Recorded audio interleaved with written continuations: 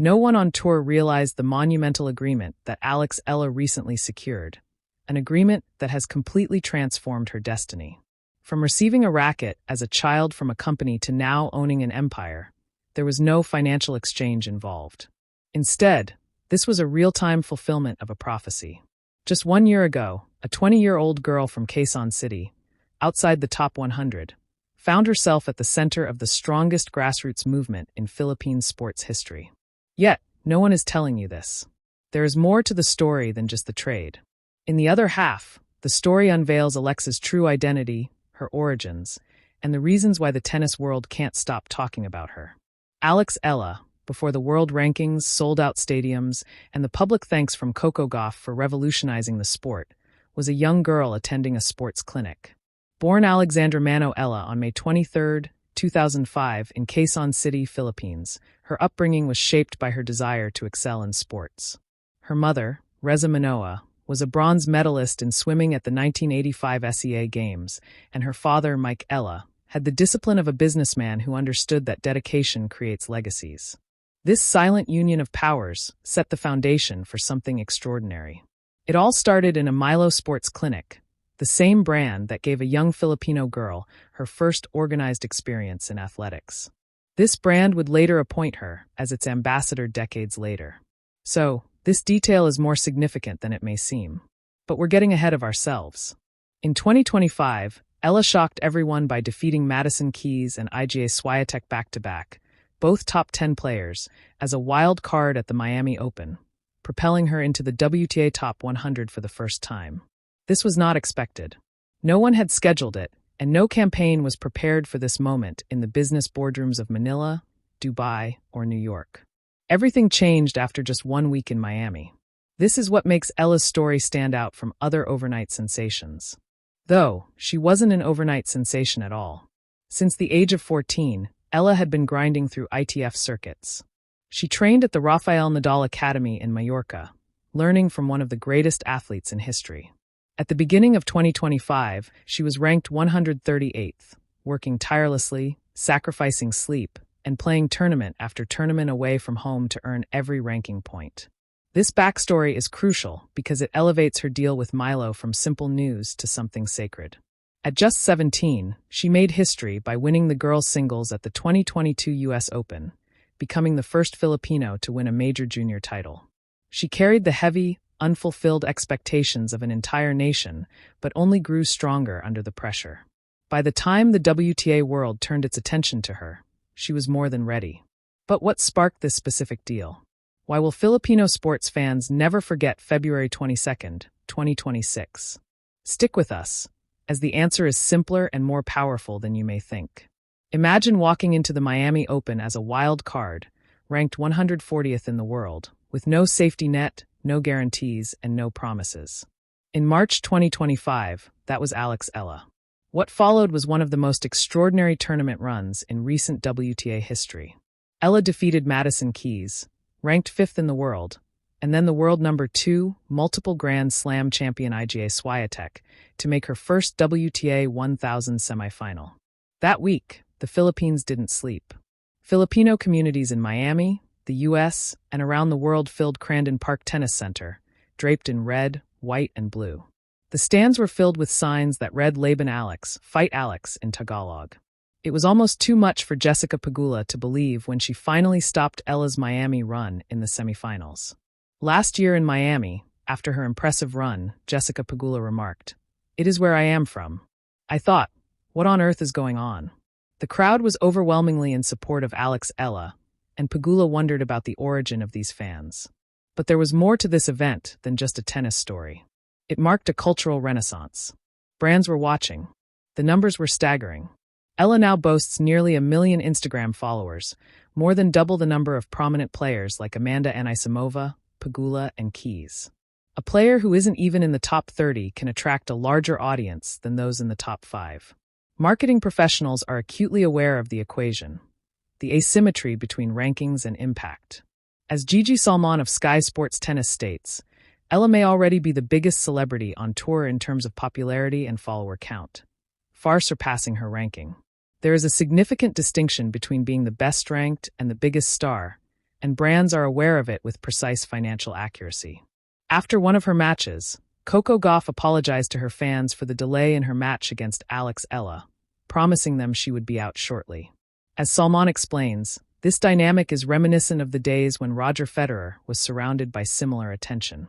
When other players on the tour start aligning their schedules with your fan base, you've transcended the sport. You've become a phenomenon.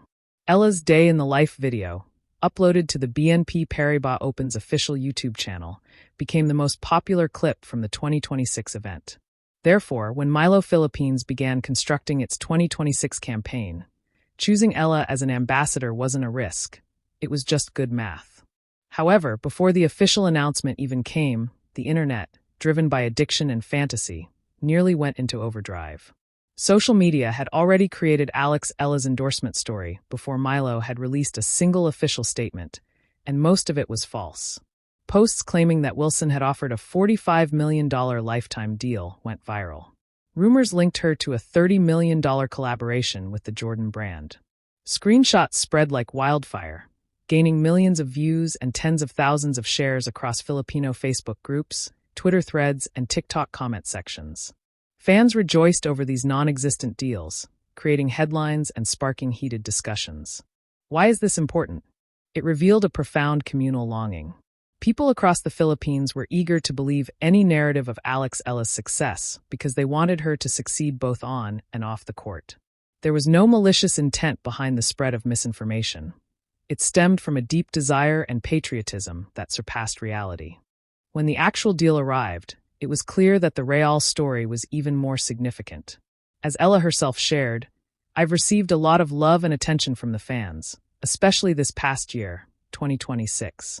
In the end, I believe I need to remind myself that this is what I've been striving for my entire life, even though it comes with its own set of challenges." Challenges and sacrifices are a part of Alex Eala's journey. She reflects, "How many people would want to be in my shoes? Every day, I make it a point to give my all and express gratitude for what I have." The saying, "sit with it," resonates with her. She acknowledges the weight of her responsibilities and the tension between vulnerability and exposure. But instead of shying away, she transforms this burden into strength. At just 20 years old, few have the psychological maturity she possesses. This maturity is precisely what separates champions from contenders. Jessica Pagula notes, "She handles it so maturely with such grace. She seems genuinely grateful for all the support she receives." Behind closed doors, the real transaction was quietly being organized. And it wasn't about the largest financial figure. The key factor was the focus. No amount of money could match the bond between Alex Eala and one particular brand. February 2026, SM Mega Mall, Manila. One of the most emotionally impactful brand launches in Philippine sports marketing history was about to unfold. In celebration of the 50th anniversary of the National Milo Marathon, Milo Philippines introduced its Active Filipinas 2026 campaign, with Alex Eala at its heart. While she was training for a tournament in Dubai, Eala addressed the young athletes via video. Her message was so intimate and precise that the entire arena fell silent. It conveyed what marketing slides and press releases couldn't capture. This wasn't just a product endorsement by a famous figure.